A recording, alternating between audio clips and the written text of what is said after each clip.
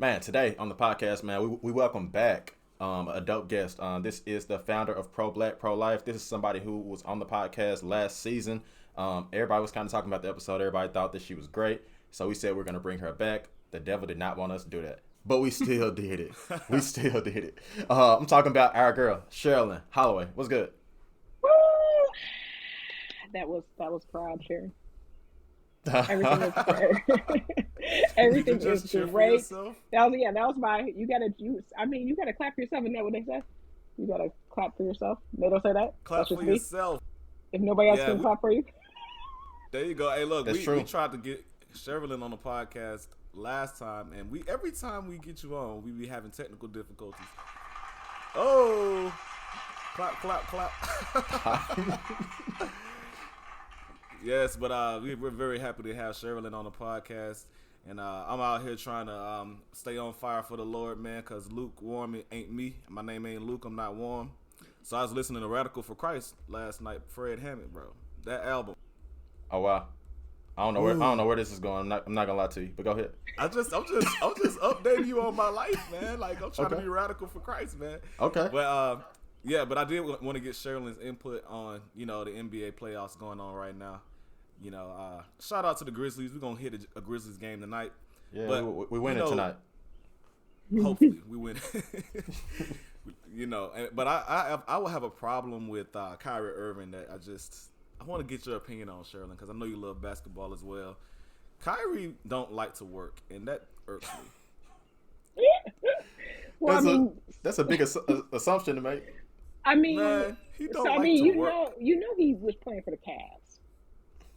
Mm-hmm. And that was when we had LeBron. So yes.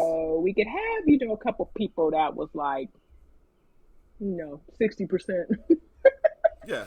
Because he was going to play 140, right? So LeBron was going to pick up the slack. Was going to pick up the slack. And then we had some other really strong, like fundamental players, that could play their position well. But yeah, we weren't real sad to see Kyrie go. Yeah, so what I mean by that for everybody that's listening, he did drop 39 just the other day. I don't know when this podcast is going to come out, but today is April 19th. April 19th. Mm-hmm. So he did drop 39. They lost by 1 point. Jason Tatum on a beautiful finish. But it was a layup. He does things like, it was great, man. He caught it and laid it up. It was amazing. It was just perfect. But he does things like says he doesn't want to get the coronavirus shot so that he can't play certain games. And then a year or so ago, he said that he had a home emergency and then found out he was at his sister's birthday party. Like, that's home emergency. That's not an emergency. Go work. Go to work. Man, you go ahead. We pay you to play basketball, man. I can't just go, call it and work because I want to go to a party. Well, the reality is I don't pay him. None of that money's coming out of my pocket. But I get what you're saying. Like, he's supposed to entertain, like that's his job. But they're human. Entertainers are human too.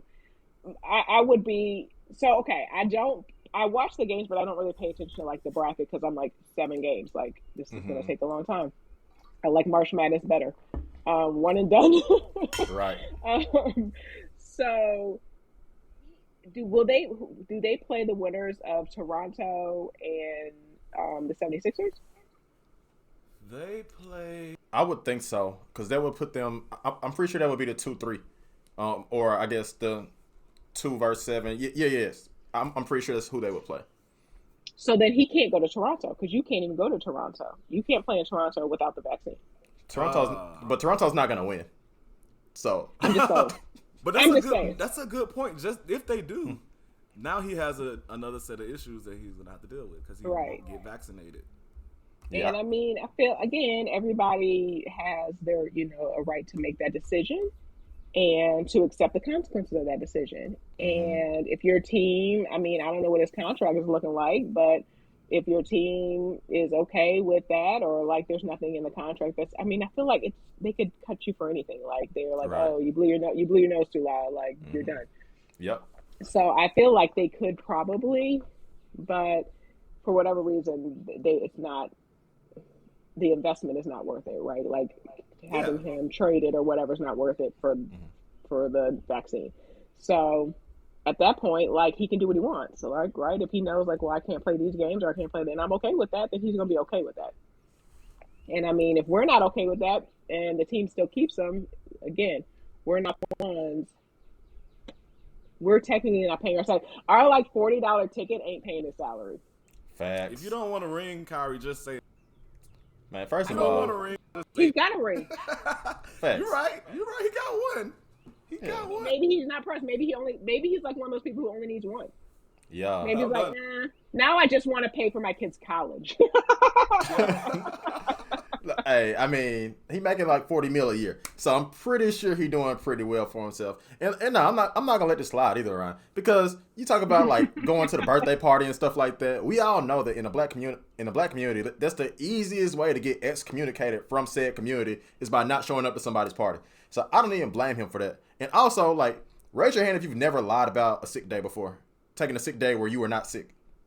I mean, I think everybody on Earth has probably done that. Yeah. I've taken a sick day because my kids levels. are sick.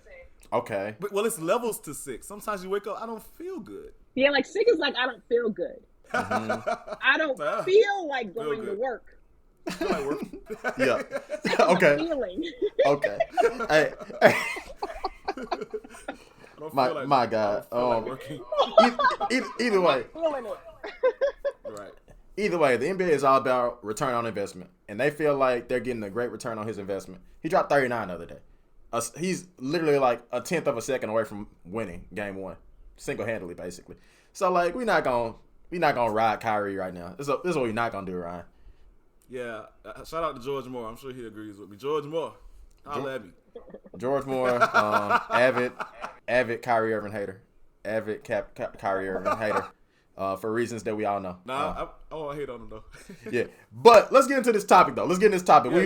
We are way off the rails right now. That wasn't a topic. that was the opening topic, but let's get to the actual entree. Let's get to the entree. That was the appetizer.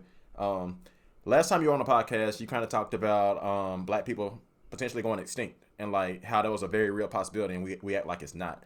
Can you kind of walk us through that? Because I know you kind of teased it last episode, but we would love to hear more about that from you. Yeah, I mean, I think that when we look at the abortion numbers, when we look at all the numbers put together, right? When we look at I'm totally blanking on when we look at the prison numbers, right? When we look at the industrial prison complex, when we look at the abortion numbers, when we look at the healthcare numbers, when we look at education numbers, right? Reading the school to prison pipeline. Mm-hmm. We look at all these things, right? None of these things are in our favor. Like, this is not, and here's the thing: abortion is the only statistics when we look at the overwhelming majority being Black women that are having abortions that we cheer for. Like, none of these other statistics do we cheer for. Like, that's the only one we're like, yeah, Black women need abortion. Like, well, wait a minute. Like, we're not cheering for, being the most imprisoned or our maternal mortality rate, our infant mortality. We're not, cheering for that. Why are we cheering for this? Like, so when we look at those numbers and we look at our future, we already, as, a population in America, are looking at a deficit in births for like 2050 or something like that. We're looking at not having grown our population enough to sustain it.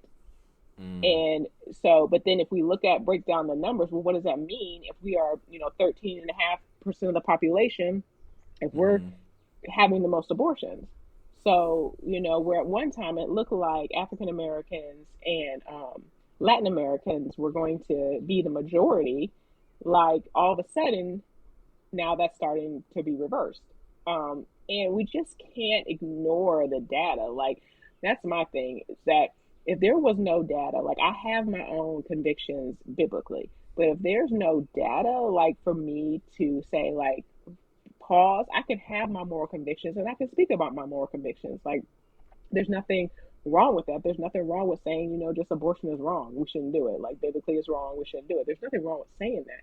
But when we're talking about changing policy, when we're talking about creating programming, when we're talking about changing a culture to see things differently, you have to bring the numbers. You got to bring the data. And so that's what the data is showing us. The data is showing us that we are aborting our children at an alarming rate and that we should take notice. And it's not that people aren't taking notice, it's that we don't hear about it as much. We don't hear about it nationally as much from people that look like you and I, right? Like we hear about it from other people in other sectors that don't always have our best interests at heart. So it's hard to believe these numbers that they're throwing at you because it seems like they're just we're just being used. And the reality is we're being used on both sides. You know, we're being tossed back and forth as the reason why abortion should be legal and the reason why abortion should be illegal. You know, and so it can't be either or, right? We gotta, if the problem we're looking at are systemic problems, abortion's not going to solve that. And that's the bottom line. Yeah, it's interesting that you say that, just because I'm looking at the population, like basically from 1790 to 2020. 1790 was 19.3% black. The U.S. population was, and of course it was way fewer people then, and immigration policies and stuff were different then. But then you even look at we'll jump to 1920 where it's 9.9, so that's a 10% jump right there. 9.9. 1990 was 12.1. I know you said 13.1, which is the number that I frequently hear, but the number I see on here is 12.4. Either way, like it shows that it's no growth essentially going on. So like that's just kind of to your point. Ryan, you're gonna say something? Yeah, that's really interesting, man. We're at 12% right now. That's interesting. I wanted you to talk about Margaret Sanger, the woman who kind of, I guess what can we call it? Is she the founder of? Yeah. Okay. Yeah. So I want you to talk about her. She is a woman who was a eugenicist. I don't think that's the right word. It is. I think it is. It is. Okay. I need to be more confident in myself. You do. Come on, Kyrie. Just say it like it's an Old Testament name, bro. Nobody will question you. I was like, that sounds like a book of the Bible. Yeah. Eugenicist. But yeah, she was a eugenicist, which is a person who studies population. You know, what do you call it? Like optimization. Like we want to make the best humans and all that kind of stuff. So how has she kind of started to kind of warp the way that this whole thing has gone, because she's kind of the reason why there's so many abortions happening even to this day by creating this mindset in certain communities. Yeah, so Margaret Sanger was a eugenicist. She's a well-known eugenicist. You can Google it. It'll come up. Like, people aren't even arguing. They were arguing this like 2 years ago, but when all like kind of the racism things kind of blew up in 2020, like they just had to come out and be like, yeah, all they got to do is dig a little and they're going to find out the truth. So we might as well, tell the truth. But so the thing is that America itself and how it dealt with the enslaved was often praised by other countries. Nazi Germany, where they were taking notes. And during this time, Margaret Sanger was pushing for birth control. Now, eugenicists, the foundation of this started with trying to create like a perfect race. It wasn't really focused on not eliminating a race, because it was never thought to be an issue, right? Like it was never thought that Black people were going to be more than, property. And so in their mind, like that wasn't even something they were thinking about. They were thinking about how do we create this perfect race as far as American or like a British lineage. So they didn't want any mixing of Irish, Spanish, Italian, any of that. It was like strict British bloodline is what they were really wanting to do. And so this is the preservation of our, our race. This is, how we're going to create a better culture is if, these women are married men who are of good standing and good lineage and they have babies. What began to happen is that these white women were like, well, we feel like we could play a part in other parts of society. We're not saying we don't want to have kids. We're just saying that that's not all we want to do. And so there was a time period where birth control was illegal. and so women could not get birth control, and it was seen as population suicide. And so they're like, we start giving women birth control, like it's going to lower our population to, other groups that can have it. So then they said, fine. That's when forced sterilization came in, and they said, if you are, single, and if you're feeble-minded, like these people can have birth control. If you have a low IQ, you can have birth control. We don't want you to have no more kids because, of course, there's no data to prove this. That like your kids will be this way. But that's basically what they say. And the whole idea of eugenics and genocide really had to do with nothing's scientifically sound. I mean, there was so much like Darwin would spout off these like percentages and fun facts because they weren't even facts. They weren't even true. They were to the point where he was saying that Christopher Columbus wasn't from Spain. Like Wow. that's like that type of thing. Like he's not from Spain. Like, wait, we got a lot of issues with Christopher Columbus, but like we know where he was from. Like, Right. and everybody knew, but people were still like clapping for him and like rolling with him because they like this idea of like this perfect race. So here's Margaret Sanger, and she's like, "Hey, I got this idea. Like, let's just legalize birth control." And so finally, they said birth control could be legal, but they were like, "This is going to be a problem. Like, we're going to be a small race." She's like, "It's not going to be a problem if we use it to fix the Negro dilemma," which the Negro dilemma was when they decided finally to free the slaves. And now they thought they were going to be overpopulated once the slaves were free and began to populate. This is a way we can solve this problem. So she began to go to tent revivals at churches like, hey, Pastor so-and-so, like you have this congregation, they're poor, it's going to pull on your resources, what would help is birth control. Like you can still, like they can be married, but they can plan their family instead. Same thing with W.E.B. Du Bois. Like people often say like she couldn't have been racist because she, W.E.B. Du Bois was friends with her. Like that's like saying the person with one black friend can't be racist. Like W.E.B. had his own idea of what the Negro society, Negro community should look like, right? And it was educated. Like we should all be educated. And so he had his own reasoning for why he felt like having families be able to plan their children would be better off for them. It had absolutely nothing to do with what she was doing because she hit it so well. And so they began to put these council for birth controls in black communities in Harlem, in Detroit, and all these Chicago. And there was like an uproar. Like there was a complete uproar. They were like, why are they putting these in our communities? Why aren't these going in the white communities? Like they got it. But what ended up happening is those leaders, and I mean, from Jesse Jackson to the Urban League, like if you go back and look at like some of their publications, they talk about it. And what ended up happening was when the federal government started getting involved with like the Black Panthers and Black nationalism, then all those leaders went to jail where the women now were stepping in and the women really hadn't had a voice. And so this is an opportunity to give them a voice, but to talk about what they felt like they needed as women, as mothers and choices, right?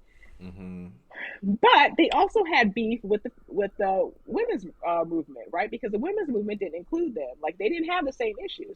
And so a lot of times, and I'm saying all this to say, a lot of times you will hear these like parallel arguments about what Black women need.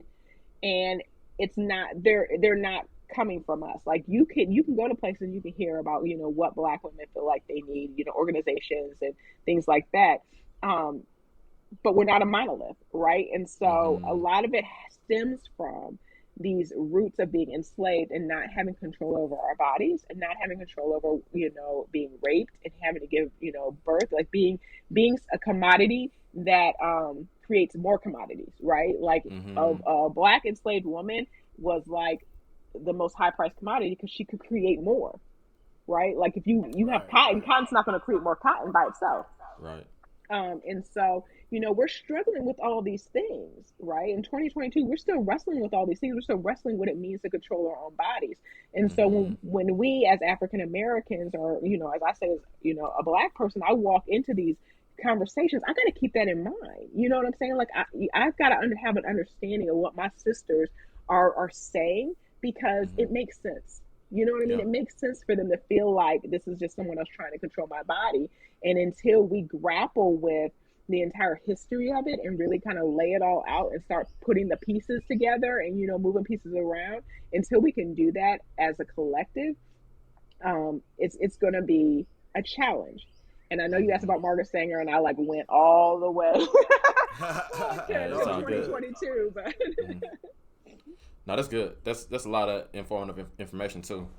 And W.E.B. Du Bois was like known as like one of the fathers of sociology and whatnot. So like, so that's good. I'm curious as to why you think that it's always like the quick solution of like, oh, black women can't afford to have a baby, so like let's just get an abortion versus like some kind of actual financial stimulation that may actually lead to progress and would actually lead to progress without the loss of a life. follow the money. It's cheaper. Mm-hmm. It's cheaper for me. Say, let's call me government. Call me Mm-hmm. state government. Mm-hmm. It's cheaper for me to pay for a $400 to $600. That's if you don't have late term abortions. Mm-hmm. Let's say you're a state that has late term abortions for $400 to $1,200 procedure, than to pay Mm-hmm. for 18 years of a child being in welfare. Mm-hmm. In that system. So it's cheaper. It's more economic for me to offer abortion as a solution than to actually solve the problem. Mm-hmm. Yeah. And that's the reality, and we see that. We actually see that. And so when you hear about states like Mississippi who offer women 2 months postpartum care on Medicaid, 2 months, and their baby is on Medicaid for, I think in Mississippi it's either 6 months or a year. Mm-hmm. Like, so you have a 15-week abortion ban, but these women can't get health care longer Right. than 2 months after they have this baby, like, because it's cheaper. It's you like we solved the solution of paying for abortion, but now we're going to solve this one too. See how much money we saved?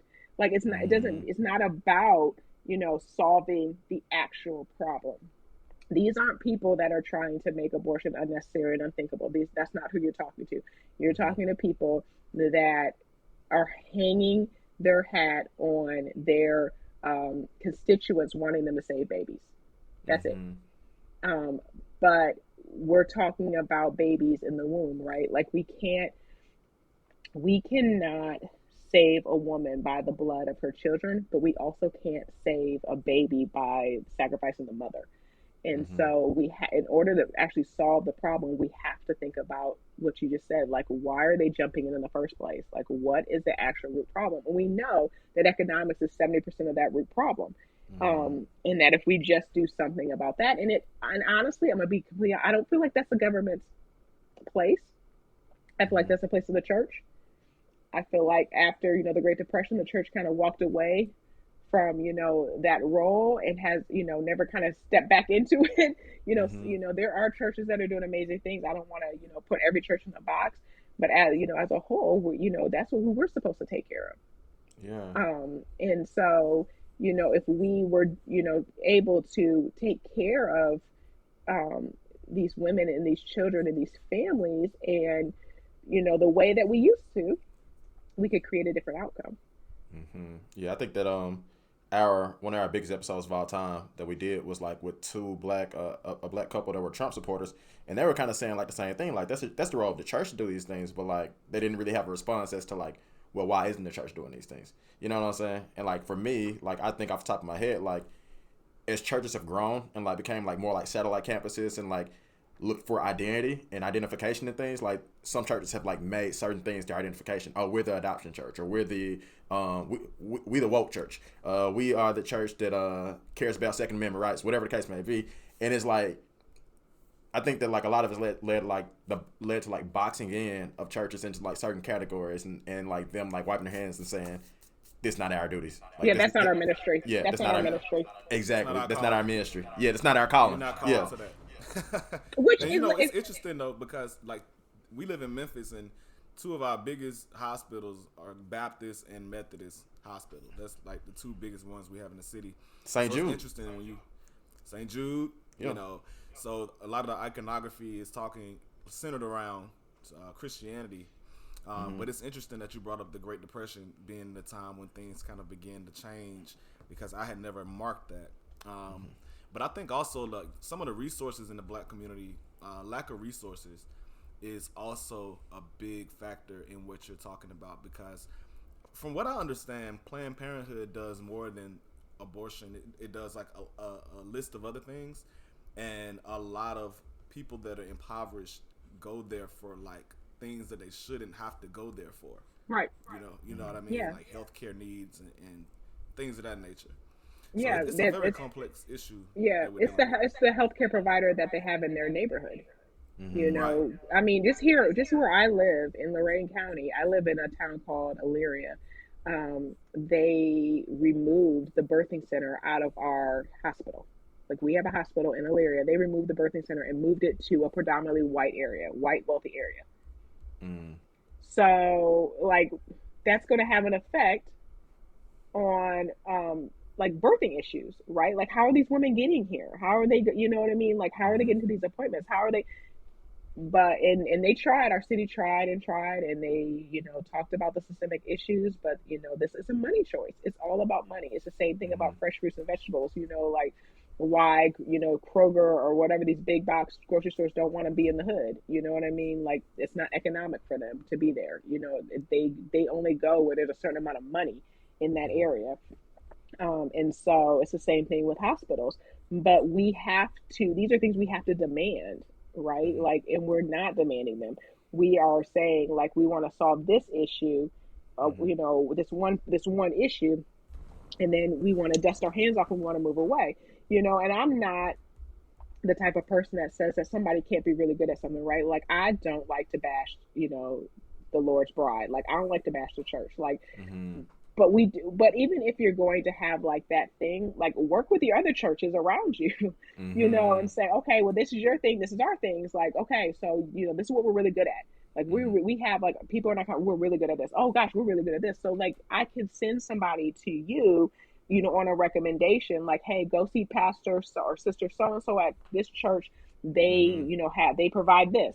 Go to this church, they provide this. You know, that in itself that's the church, that's the body, right? Like that's, you know, because not everybody's going to have the same amount of resources. They're just not. And but we also don't need to be competitive, right? Like and not share resources and not be there for each other, not be there and be afraid that that person's now going to go to their church and leave your church. Yeah, that's super good. You probably don't know this, but like I have a basketball camp organization, and like a lot of the camps I do is like within churches and whatnot. And it's just so funny, like how churches are like comparative about the weirdest things. I'm like, why do you care like about like this gym to this capacity, or this person using this gym, or this group using this gym? I'm like, come on, man, can we not do better? It's just goofy to me sometimes. But like I know that we've kind of like talked about the abortion thing a good bit, and in ways that like that may play a role in like potentially like the extinction of Black people. What other things would you say like may play roles in like population size of Black people?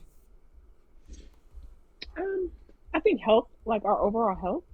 You know, again, going back to like the healthcare systems and you know the numbers of chronic diseases in our community, you know, that's affecting us. I actually have been reading um, the 1619 Project, and there's a chapter called Sugar, and it talks about Louisiana and the sugar plantations and how it correlates to diabetes, you know, and sugar-related chronic diseases in the Black community, which is fascinating, right? And so those things play a huge role because it could be someone. I'll be 44 May 7th. Like my dad was on insulin when he was 44. Like I have a long history of diabetes of individual. Like my dad died from complications of diabetes. My paternal grandfather died from complications of diabetes. Both his sisters have died from complications of diabetes. Like so, for me, it's a very real thing. But if you don't have access to not even necessarily healthcare, but being able to cook the food that you need to be able to cook, afford the food that you're going to be able to afford, you know, if you don't have access to those things, then that's going to be a detriment. And so we got people, you know, dying at 35, 45, 55 years old, that's going to be a problem too. Excuse me. So, I mean, those are the things that for me that I see as, healthcare, health issues. So infant mortality rate, maternal mortality rate, and chronic health issues. Mm-hmm. Yeah. And that's not even talking about and Ryan, I'm gonna let you. I'm sorry, Ryan. I'm sorry. I hear you, bro. I see you. But and that's not even like, what I'm saying, getting it like, doctors treating us differently. Yeah, we're not even there. Yeah, so like it's so many things. Like I could tell stories. I know other people who could tell stories. Hell, like Serena Williams can tell stories. And Right. that's Serena That's what I Williams was gonna say. of all people. Yeah. So go ahead, Ryan. I was gonna say that same thing. Serena Williams had a story where she almost died giving Yep. birth to her child because they were refusing to do things that she needed done. Mm-hmm. Yep. So it don't even really depend on money sometimes. You know what I mean? Like it's just the underlying racism that we're dealing with. But I know this has probably been a heavier topic for people.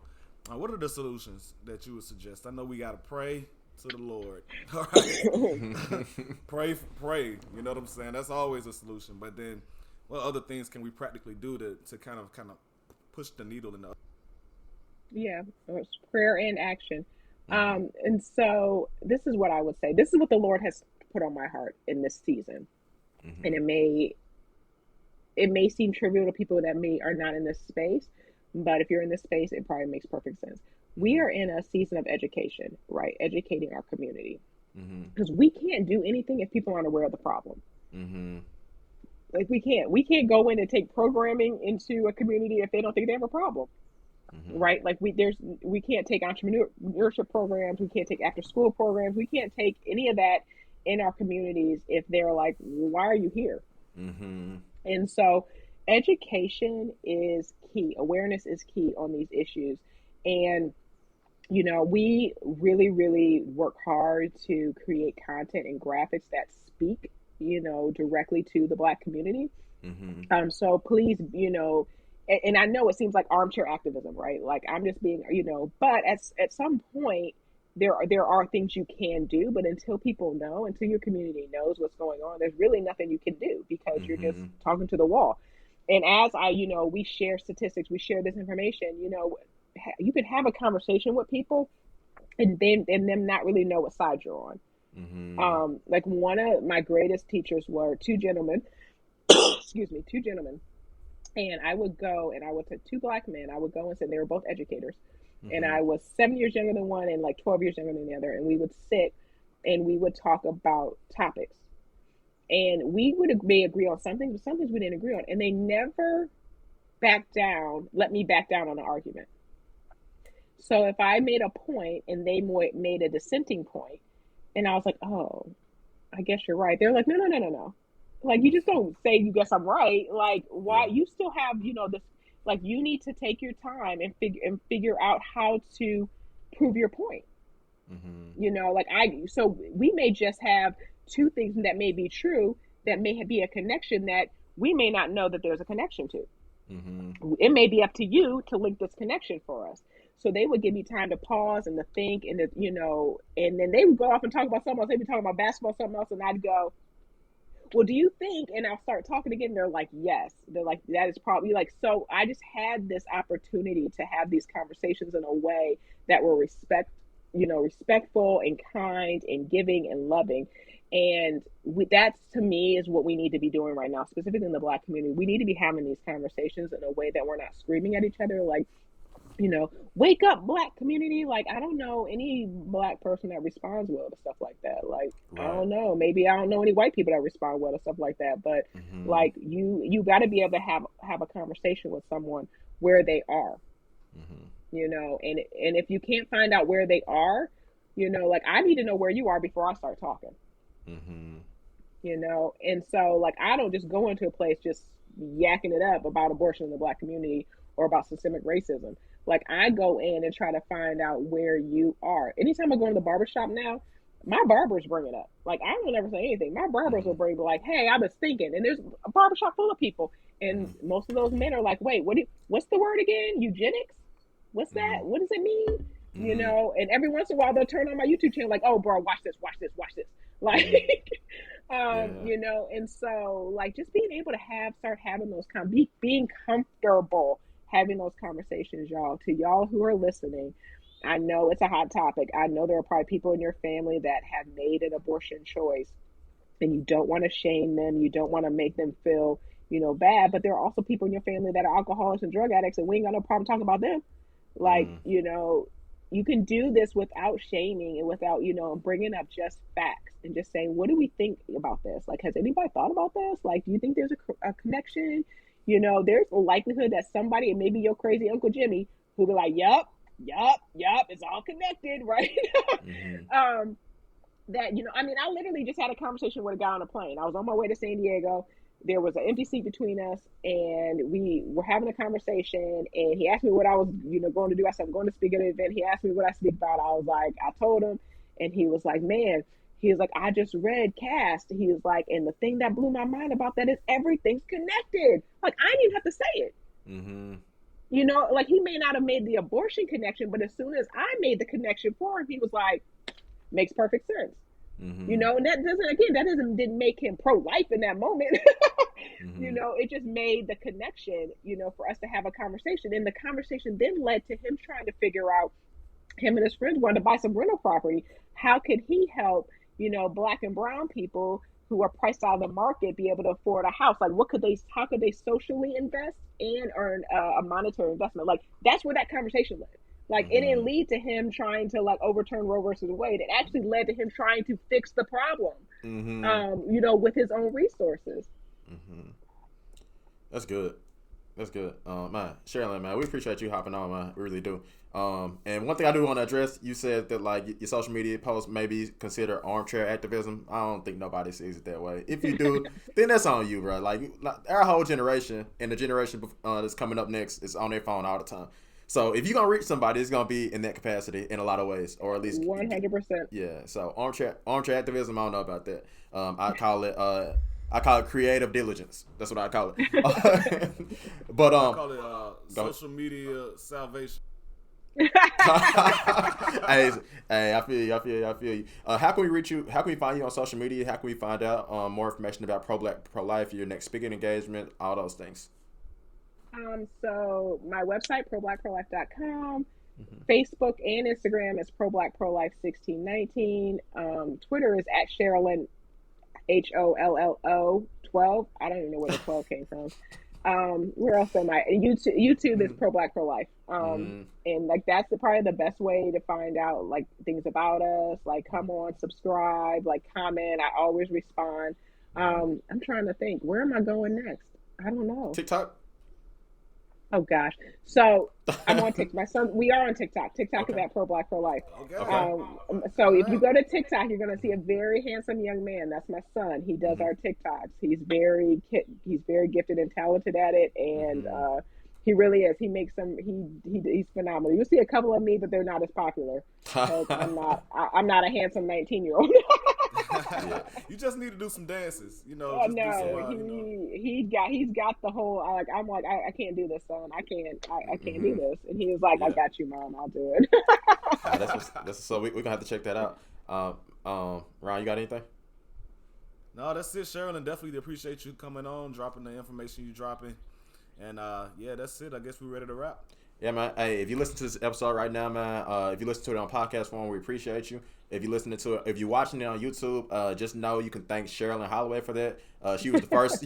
she was actually the second one to really push us on that, and now we are on YouTube, man. So if you're listening, go ahead and hit that subscribe button.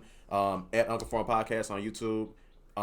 At Uncle Form Podcast on all social media. So go ahead, hit us up there. We do not have a handsome 19-year-old, so we are not on TikTok yet. So don't look for us on TikTok. We are not there. He's contractable. He's contractable. Okay. He's open to other opportunities. Okay. Get that bread. All right. Well. Hey, if y'all get us some more subscribers, we may be able to afford them. So we'll go about it that way. But for Uncle Form Podcast, man, I'm Darius Watkins. Yep, I'm Ryan Thomas. And we out.